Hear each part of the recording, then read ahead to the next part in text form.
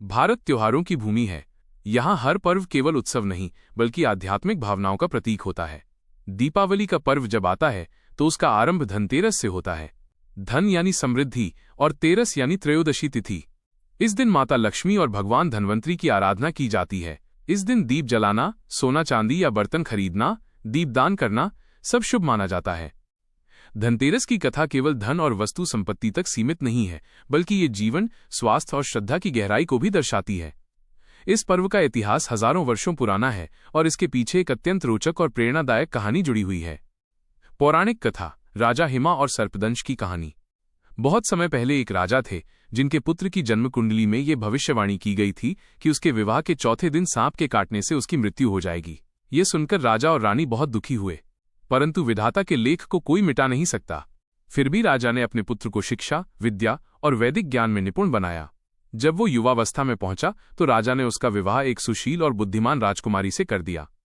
विवाह के बाद चौथा दिन आया, वही दिन जब सर्पदंश से मृत्यु की भविष्यवाणी थी। राजकुमारी को ये बात पहले से ज्ञात थी। उसने अपने पति को बचाने का निश्चय किया। उस रात उसने अपने महल के द्वार पर दीपक, गहने और सोने चांदी के सिक्कों का एक बड़ा ढेर लगाया।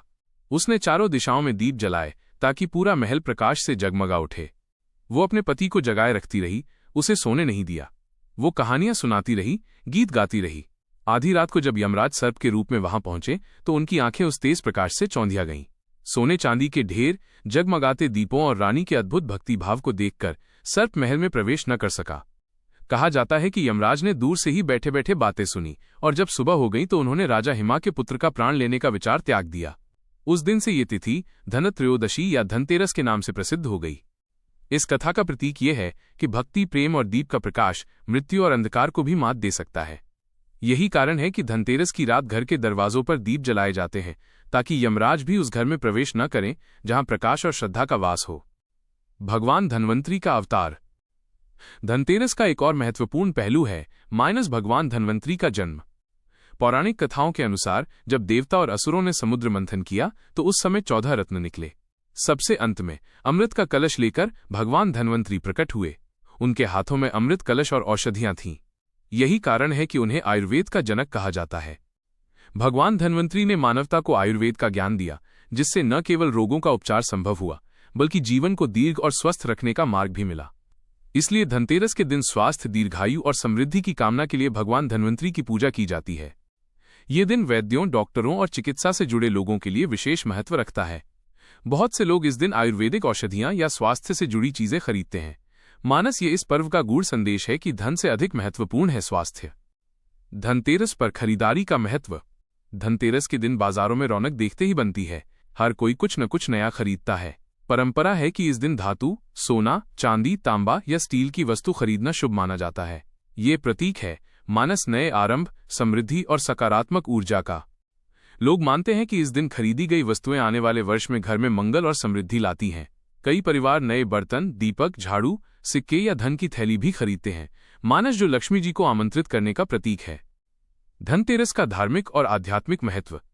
धनतेरस केवल खरीदारी का पर्व नहीं बल्कि ये आध्यात्मिक प्रकाश का प्रतीक भी है। ये दिन हमें याद दिलाता है कि धन का असली अर्थ केवल संपत्ति नहीं बल्कि स्वास्थ्य, ज्ञान और परिवार का सुख भी है। पौराणिक दृष्टि से धनतेरस 5 दिवसीय दीपावली महापर्व का प्रथम दिन है। इसके बाद आती है -1 धनतेरस, धन त्रयोदशी, 2 नरक चतुर्दशी, छोटी दिवाली, 3 दीपावली, लक्ष्मी पूजन, 4 गोवर्धन पूजा, 5 भैया दूज। इन 5 दिनों में धनतेरस का स्थान प्रथम और आधारभूत है क्योंकि ये शुद्धता, आरंभ और प्रकाश की शुरुआत को दर्शाता है। यम दीप दान की परंपरा। धनतेरस की शाम को यमराज के लिए दीपदान किया जाता है। इसे यमदीप दान कहते हैं। लोग अपने घर के मुख्य द्वार या दक्षिण दिशा में एक छोटा दीपक जलाकर रखते हैं। इसे अक्सर तेल का दीपक माना जाता है और उसमें 4 बत्तियां होती हैं। कहा जाता है कि ये दीप यमराज को समर्पित होता है ताकि घर के किसी भी सदस्य की अकाल मृत्यु न हो। ये दीपक केवल बाहरी प्रकाश नहीं बल्कि जीवन के अंधकार और भय को दूर करने का प्रतीक है। लक्ष्मी पूजन विधि। धनतेरस की रात लक्ष्मी जी और धन्वंतरी भगवान की पूजा का विशेष विधान है। पूजन विधि इस प्रकार मानी गई है। सायंकाल स्नान कर शुद्ध वस्त्र पहने, घर के उत्तर पूर्व कोने या पूजा स्थल में लक्ष्मी जी, गणेश जी और धन्वंतरी भगवान की प्रतिमा या चित्र स्थापित करें। कलश में जल भरकर उस पर आम या अशोक के पत्ते रखें और ऊपर नारियल रखें। दीप जलाकर पूजन प्रारंभ करें। फूल, मिठाई, पान, सुपारी, हल्दी, कुमकुम और सिक्के अर्पित करें। ओं श्री धन्वंतरी नमः और ओं श्री महालक्ष्मी नमः मंत्रों का जप करें। परिवार के सभी सदस्य आरती करें और दीप घर के बाहर जलाएं। धनतेरस और आयुर्वेद। धन्वंतरी देवता के कारण ये दिन आयुर्वेद से भी जुड़ा हुआ है। आयुर्वेद कहता है आरोग्यम परमम भाग्यम स्वास्थ्यम सर्वार्थ साधनम, अर्थात स्वास्थ्य ही सबसे बड़ा धन है। इस दिन बहुत से लोग आयुर्वेदिक दवाएं, तुलसी पौधा, चांदी का चम्मच या तांबे का लोटा खरीदते हैं ताकि शरीर और मन दोनों की शुद्धि बनी रहे। ये पर्व हमें याद दिलाता है कि असली धन वो नहीं जो तिजोरी में बंद है, बल्कि वो जो हमें जीवन का आनंद लेने में सक्षम बनाता है। लोक कथाएं और क्षेत्रीय परंपराएं। भारत के विभिन्न हिस्सों में धनतेरस को अलग अलग नामों और तरीकों से मनाया जाता है। उत्तर भारत में लोग यमदीप जलाते हैं और लक्ष्मी जी की पूजा करते हैं। गुजरात में ये दिन नए वित्तीय वर्ष की शुरुआत माना जाता है। व्यापारी लोग अपने नए खाते लेजर की पूजा करते हैं और उसे चोपड़ा पूजन कहते हैं। दक्षिण भारत में इसे धनत्रयोदशी कहा जाता है और भगवान धन्वंतरी की पूजा मुख्य रूप से की जाती है। राजस्थान और मध्य प्रदेश में लोग झाड़ू की पूजा करते हैं क्योंकि ये घर की सफाई और लक्ष्मी के आगमन का प्रतीक है। धनतेरस का सांस्कृतिक संदेश।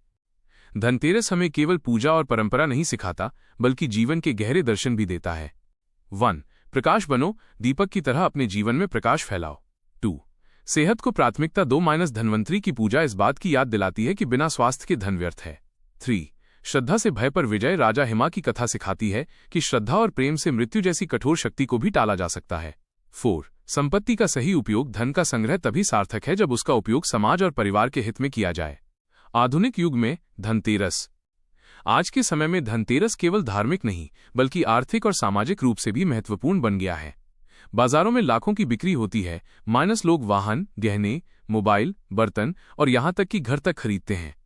परंतु असली बात यह नहीं कि आपने क्या खरीदा, बल्कि यह है कि आपने अपने जीवन में क्या नया आरंभ किया। धनतेरस हमें ये प्रेरणा देता है कि जैसे हम अपने घर को सजाते हैं, वैसे ही अपने मन और विचारों को भी प्रकाशमय करें। धनतेरस की कहानी केवल राजा हिमा या भगवान धन्वंतरी तक सीमित नहीं है, ये हर इंसान की जीवन यात्रा की प्रतीक है। जब अंधकार छा जाता है, तब दीपक का छोटा सा प्रकाश भी दिशा दिखाता है। भक्ति, श्रद्धा और सेवा से बड़ा कोई धन नहीं। इसलिए इस दिन हमें न केवल सोना या चांदी खरीदनी चाहिए, बल्कि सद्भावना, स्वास्थ्य और सच्ची श्रद्धा को भी अपने जीवन में अपनाना चाहिए। आपके जीवन में धनतेरस का ये पावन पर्व लाए असीम खुशियां, समृद्धि और उत्तम स्वास्थ्य। माता लक्ष्मी और भगवान धन्वंतरी का आशीर्वाद सदैव आपके घर में बना रहे। शुभ धनतेरस।